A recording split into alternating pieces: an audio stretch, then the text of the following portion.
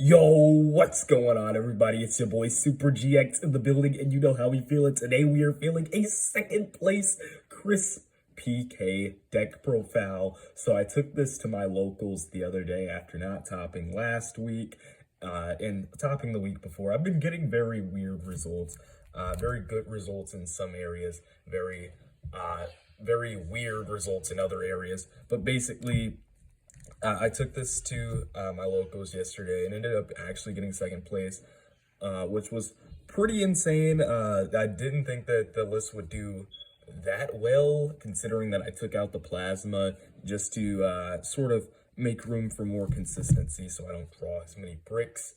But basically, round one in the matchups, I got the bye. Round two, I ended up going up against Synchrons. Round three, I ended up going up against Scrap Dinosaur. And then round four, I ended up going up against Infernoids. So yeah, I went up against like pretty much all rogue list yesterday, but the entire locals was full of meta. So yeah, it was pretty insane. The whole night, I was just getting hand trapped and everything. And I still don't play the Dragoon package, so this kind of proves that you don't need it. But yeah, without further ado, do me a favor, like, comment, and subscribe if you're new. And yeah, let's get right into it. All right, so obviously with the PKs, we're gonna go three Torn Scales, obviously, three Boots, two Cloak, one Gloves, and one Stingraves. So basically the Torn Scales, obviously your starter, Boots, obviously your extender for the deck, Cloak, obviously your Rhoda, Gloves, your Foolish Burial, and then Greaves, another extender. I really like how they're different power cards through each of their own standards, allowing you to just play the game and really get into the engine more freely. So yeah, really awesome engine there. Really helps out for the deck. Your main engine, of course.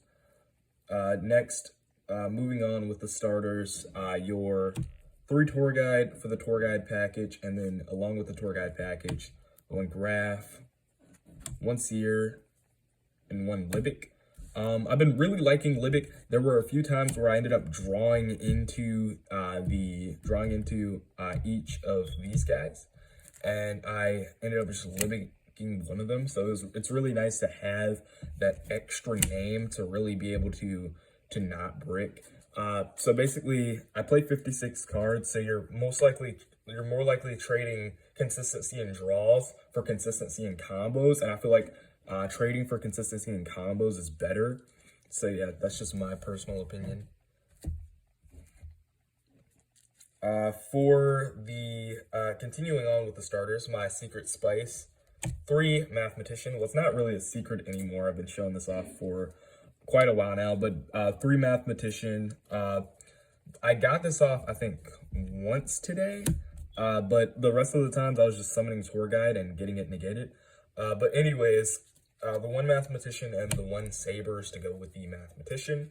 I want this to be the Predaplant engine. I do not have the rest of the Predaplant engine still, so we're still working on that. But yeah, just a good combo. And then to go along with any of your normal summons, or you can just normal summon a level 3 to get it off. I apologize for the camera shaking there. But your 3 Kagemuchi Knight, moving on to the extenders. Kagemuchi Knight is just that card that really like helps you chain block Ash, and especially if you're not playing most of the crazy stuff like Imperm, because you can't play those in this deck because of the Shea Brigandine. And if you're not playing crazy stuff like Talents or crazy stuff like Crossout, then this card is just absolutely insane for the deck. I would not play less of this, even though I've seen people do well with playing like just 1 or 2. Like, I like 3. Me personally, like I will always play 3. But basically, moving on with the extenders, I play to Junk Forward. I'm still rocking the Isolde engine, so you definitely want to play Junk Forward, just in case you get those awkward hands where you just have to go like into the awkward combo. So yeah, the 2 Junk Forward for that. The 1 Jackalope and the 1 Tsushinoko. I had a pretty insane, I got off the Tsushinoko effect with the Stangreaves chain block, not the Stangreaves chain block, but the Torrenscales chain block yesterday, and it was pretty insane. I was able to chain block against the Synchron player, so it was pretty fun. And then the Jackalope obviously can get out the Tsushinoko. Just some pretty insane synergy there. Moving on with the extenders, the 1 Wielder, 1 Gillosaurus, and 1 Defrag Dragon. I do not have a tracker, so that's where the Gillosaurus comes in.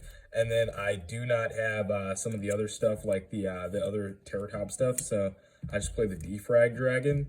But yeah, it's still pretty good, you know, nothing too crazy there. There's extra extenders. I play this deck at 56 because I don't really care about math. Like, the only math I care about is frame data. But basically, if you play enough cards that do the same thing, you're most likely not gonna brick. So yeah, that's pretty much. I think I bricked like once yesterday. So yeah, this deck was like pretty consistent throughout the whole time.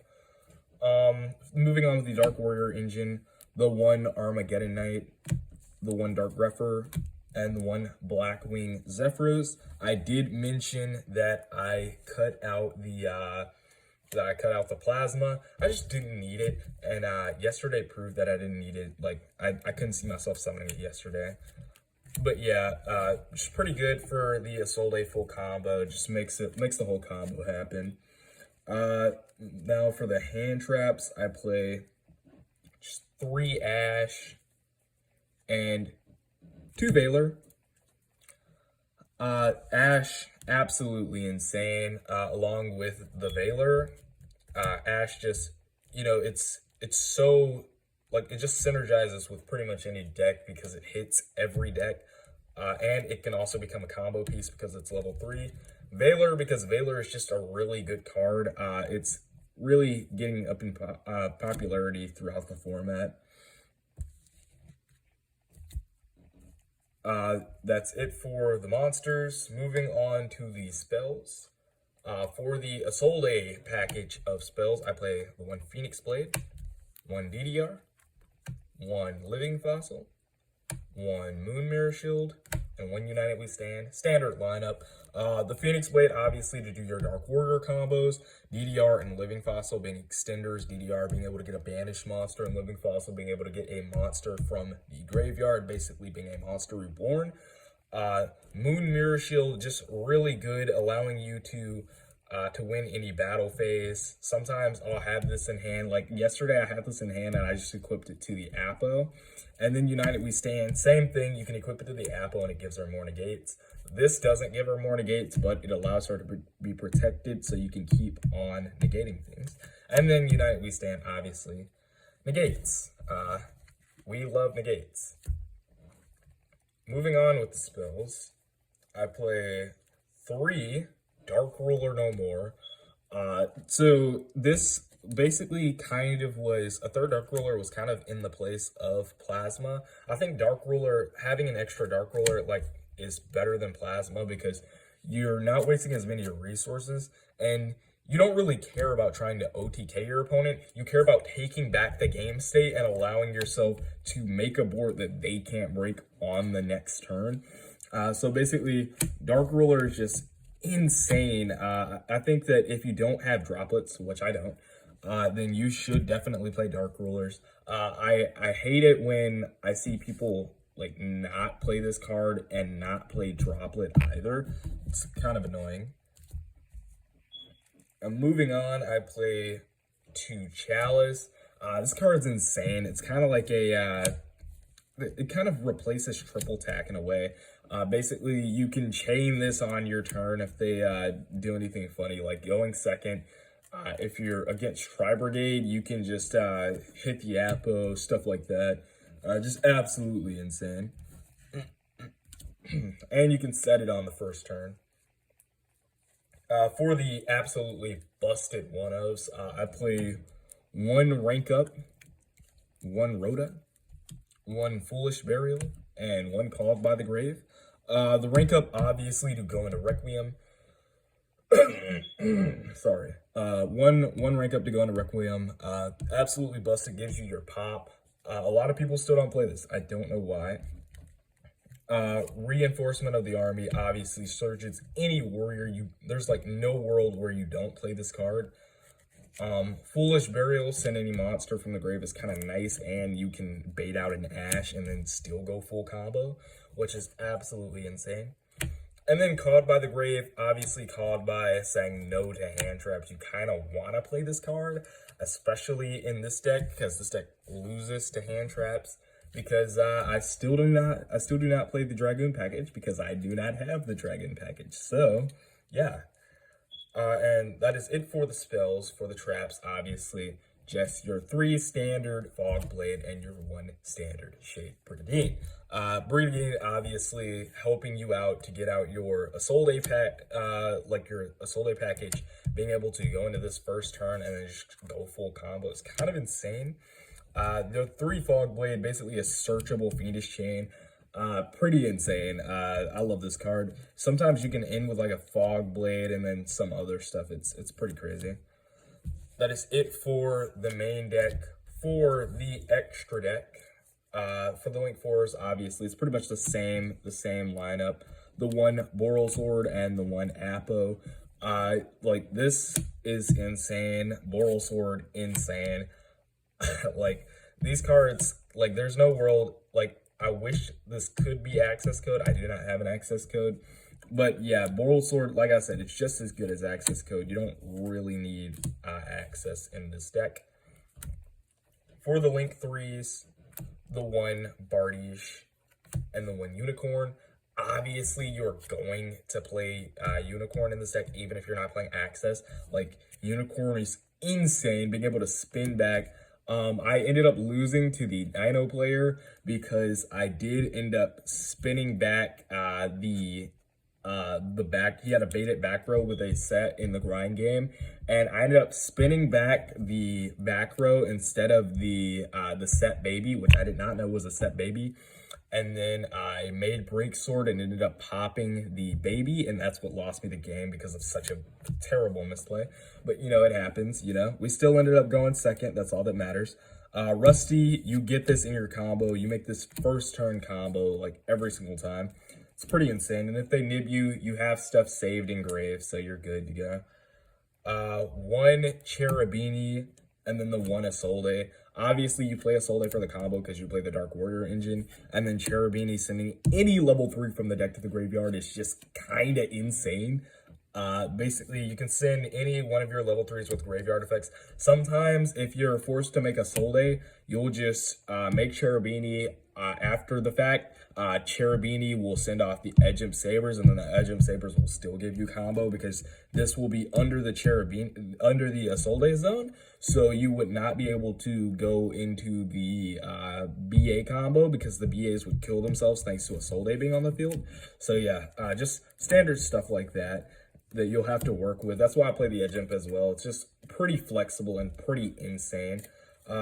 That's it for the Link monsters. Moving on to the Xyz monsters, I play the 1 Zeus.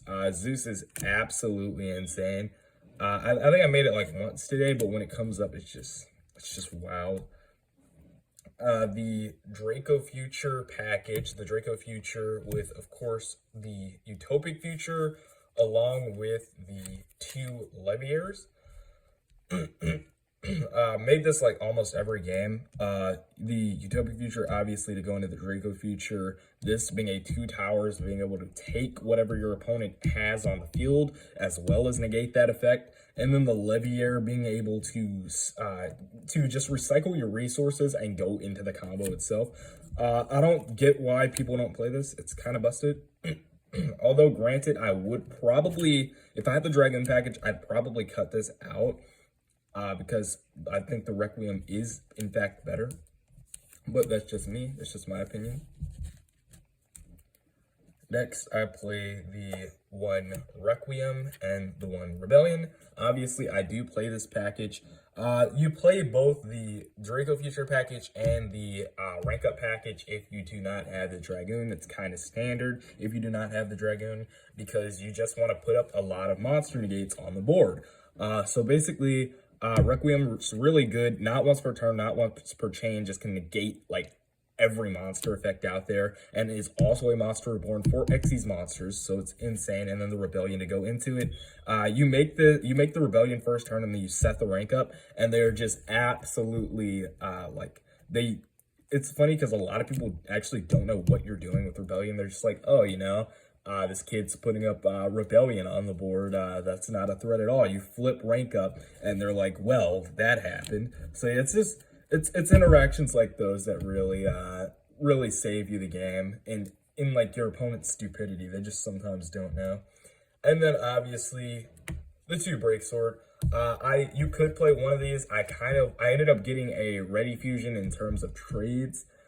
So I do want to play like the one instant, the one ready, and then the Predaplant engine, and then I'm probably gonna cut these for Dragoness.